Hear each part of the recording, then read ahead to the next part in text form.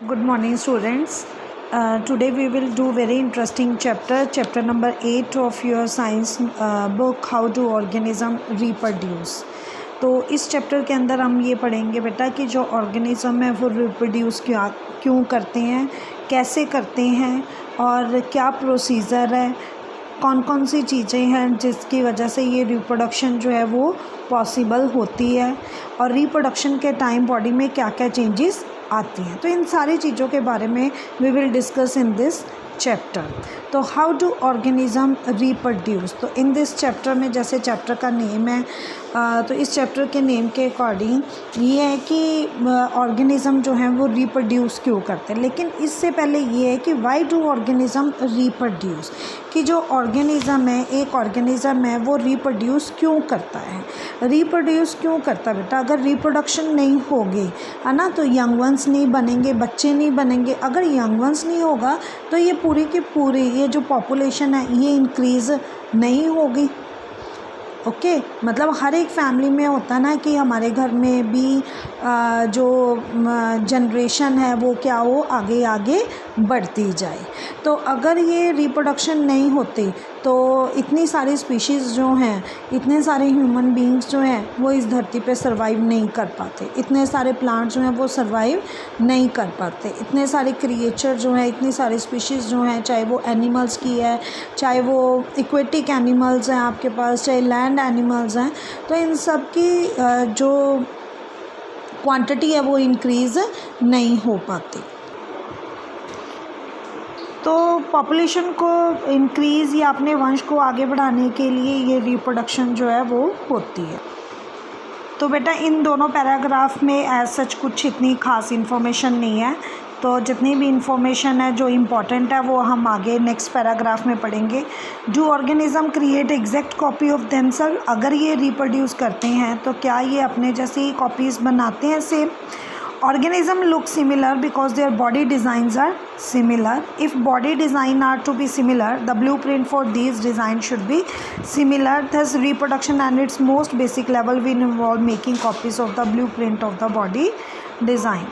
अब इसका क्या मतलब है, अब देखो बेटा कि ये जो रिप्रोडक्शन होती है, जैसे ह्यूमन बीइंग है वो किसको बर्थ देते हैं, ह्यूमन बीइंग को ही देते हैं। अगर कोई मंकी है तो वो कौन से बच्चे उसके होते हैं, मंकी के ही होते हैं। अगर कोई फ़िश है तो उसके बच्चे भी कैसे बनते हैं, फ़िश ही बनती है।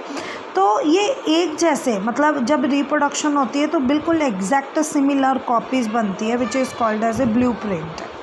तो ये जो ब्लूप्रिंट बनता है यानी एक जो सिमिलर स्ट्रक्चर बनता है वो किसकी वजह से बनता है, क्रोमोसोम की वजह से बनता है। तो chromosome in the nucleus of a cell contain information for inheritance of features from parents to next generation in the form of DNA molecule.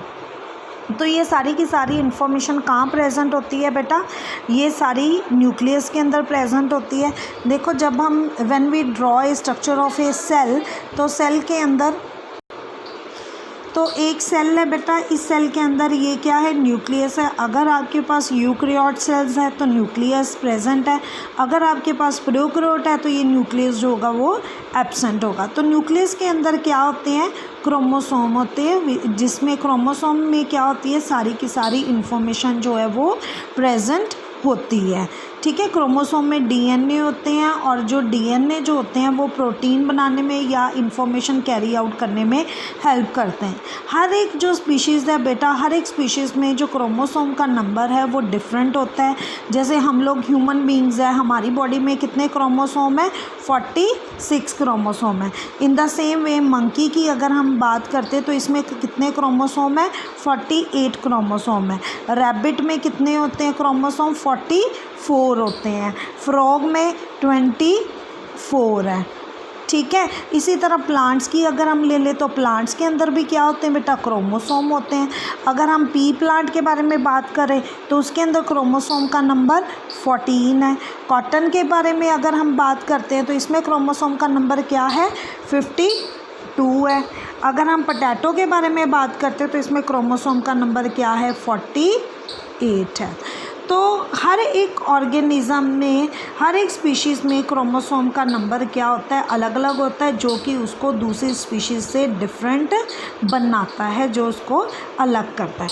तो यहाँ पर भी बेटा इसी के बारे में बात की गई है कि सेल के अंदर जो न्यूक्लियस है, न्यूक्लियस के अंदर क्रोमोसोम है, क्रोमोसोम के पास क्या है, डीएनए है, जिसके अंदर सारी इंफॉर्मेशन है कि वो सारी इंफॉर्मेशन है कि पेरेंट से कौन कौन सी चीज़ें जो है वो नेक्स्ट जनरेशन में जाएंगी, बच्चे के अंदर आएंगी।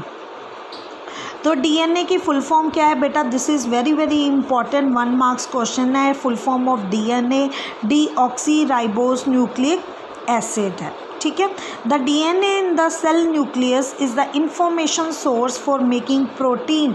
तो हमारी बॉडी में जितनी भी चीज़ें बनती हैं वो क्या बनाती हैं, अमाइनो एसिड्स, अमाइनो एसिड से क्या बनते हैं, प्रोटीन। तो ये जो प्रोटीन की इंफॉर्मेशन है ये कौन दे रहा है, DNA. If the information is change, अगर यहाँ पे कोई भी चेंज आती है तो डिफरेंट प्रोटीन्स बनेंगी। Different proteins will eventually lead to alter body design. अगर डिफरेंट प्रोटीन बन जाती है बॉडी में, उसकी वजह से इस ब्लूप्रिंट में या बॉडी के डिज़ाइन में क्या आ जाएंगी, चेंजेस आएंगी।